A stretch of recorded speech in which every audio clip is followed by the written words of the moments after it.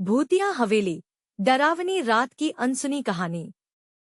कहानी का आधार है एक पुरानी हवेली पर, जो कि एक छोटे से गांव में स्थित थी। वहां का माहौल अजीब था। लोग कहते थे कि हवेली में भूतों का बसेरा है, पर कोई भी साक्षात्कार करने के लिए तैयार नहीं था।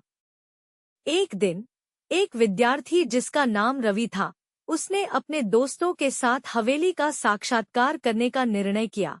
सभी डरे हुए थे, पर रवि का मन तोतापुरी में था। रात के अंधेरे में वे हवेली की ओर बढ़ने लगे।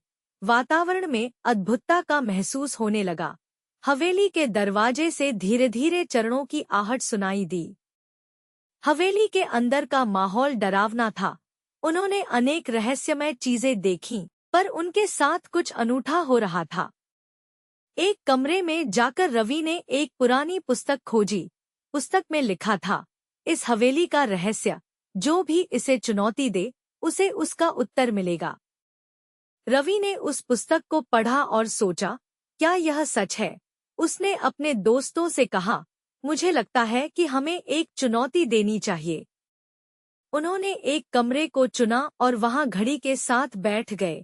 चुनौती तब हो गई। घड़ी की आवाज के साथ साथ एक दरवाजा खुल गया। वे अंदर चले गए और वहां एक और पुरानी पुस्तक थी। रवि ने उस पुस्तक को खोला और पढ़ा, यहाँ तुम्हारा अंत है। उसी समय हवेली के सभी दरवाजे बंद हो गए और कोई बाहर नहीं जा सकता था।